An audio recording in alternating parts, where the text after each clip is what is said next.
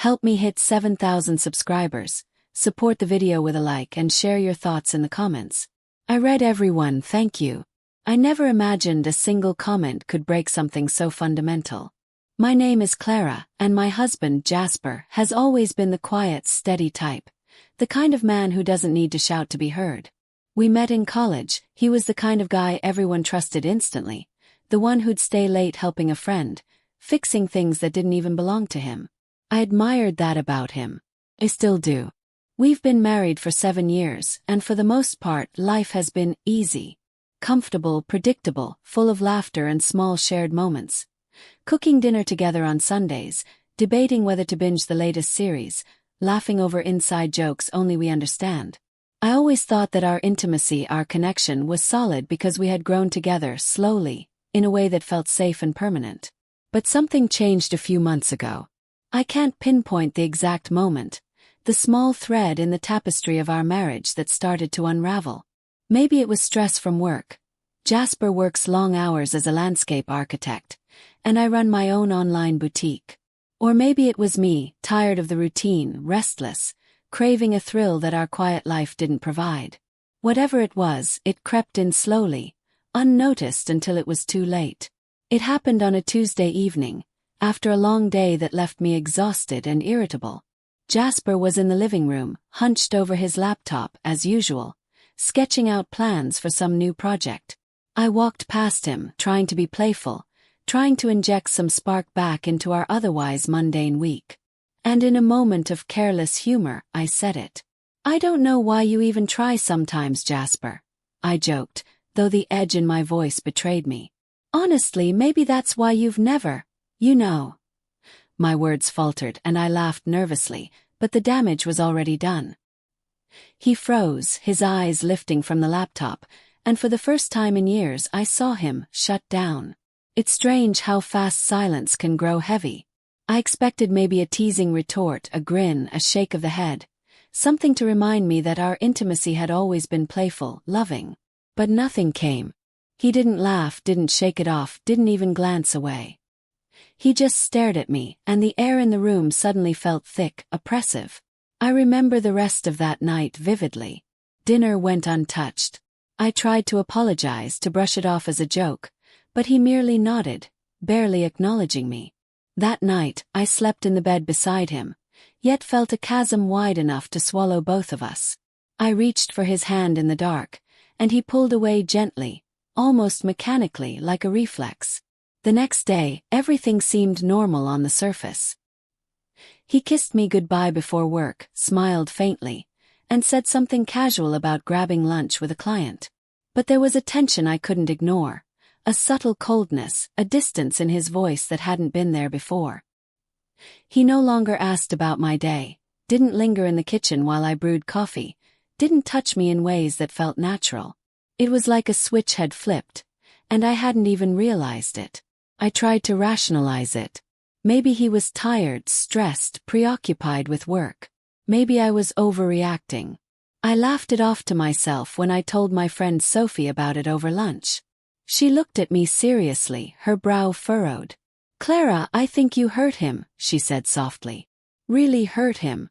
And he's not showing it. But men can carry that kind of embarrassment quietly. It eats at them." Her words hit me harder than I expected. I had always thought Jasper was the strong, unshakable one, the one who could handle anything. I never considered that my words could wound him so deeply. That night, I sat on the couch for hours, replaying the comment in my head, imagining the shift in his thoughts, the moment he felt the sting of humiliation or doubt. I hated myself for it. The days that followed were worse. Every interaction felt strained. I noticed how he now avoided eye contact when we spoke, how he minimized physical contact, even when I tried to bridge the gap. I would say something playful or flirty, and he would respond politely, but with a formality that made my chest ache. I watched him from across the room, longing for the closeness we used to share, but he seemed untouchable. And then came the moment I feared most, the moment when I realized this wasn't just a phase, not a minor upset that would fade with time. Jasper had stopped initiating intimacy entirely. No hand-holding, no kisses in the morning, no lingering touches in passing. I was still trying, still reaching out, still hoping, but every attempt was met with polite distance, a silent wall between us. I tried talking to him once, choosing my words carefully, trying to explain that my comment was a careless joke, that I loved him, that I was sorry. He listened quietly, nodded occasionally, but when I finished, he said nothing. No reassurance, no it's okay. Nothing. He just left the room, leaving me alone with the weight of my own mistake. I began to feel the creeping panic in my chest, the terrifying thought that perhaps I had irreversibly damaged the trust and intimacy we had built over 7 years. I couldn't sleep, couldn't focus at work, couldn't stop imagining the distance between us growing wider each day. And as much as I hated to admit it, I started to fear that this one careless comment might have changed everything. A week passed, and the silence between us became almost unbearable. I tried everything I could think of, leaving little notes in his office, sending flirty texts, even preparing his favorite dinners, but nothing worked. Jasper remained polite, civil even, but utterly withdrawn. I could feel him bracing himself against me, as if my presence reminded him of the hurt I had caused. One evening, I decided I couldn't wait any longer. I found him in his study, sitting at the desk with a stack of plans for a new garden project. His posture was rigid, his shoulders tight. I took a deep breath and spoke, my voice trembling slightly despite my attempts to sound calm. "Jasper, can we talk? Please?" He looked up slowly, and for a split second, I thought I saw the old warmth in his eyes. But it vanished immediately, replaced with that quiet, unreadable expression I had grown to dread. "Clara," he said evenly, "we can talk, but not about what you think. We need to be honest, really honest." My heart sank. I had hoped for forgiveness, for a path back to the way things were. But his words made it clear. This would be more than a simple apology. I said something stupid," I whispered. "I didn't mean it. I love you, Jasper. I never wanted to hurt you." He leaned back, crossing his arms, his eyes fixed somewhere beyond me. "It's not just the comment, Clara. It's what it represents. You said it casually, like it didn't matter. But it does. It matters because I trusted you. I trusted you with everything, my body, my confidence, my heart. And suddenly I felt small, invisible, flinch." Hearing him speak out loud the depth of his hurt made my chest tighten. I had underestimated how profound the impact of a careless joke could be. I understand," I said softly. "I never wanted you to feel that way. I didn't realize." "You didn't realize," he interrupted gently but firmly. "Clara, you never see me the way I see you. You didn't even think about what it might do. And I can't ignore it anymore. Every time I try to connect, I feel this wall between us. And I don't know if I can climb it." The truth hit me harder than anything else. I had assumed our marriage was invincible, built on years of comfort and routine. But a single careless word had revealed a fragility I hadn't acknowledged. I had taken for granted the quiet strength that Jasper carried, never realizing how easily it could be shaken. For the next hour we sat in that study, not touching, not holding hands, just talking. I listened as he explained how small humiliations, how jokes, even meant lightly, accumulate over time, eroding trust and intimacy.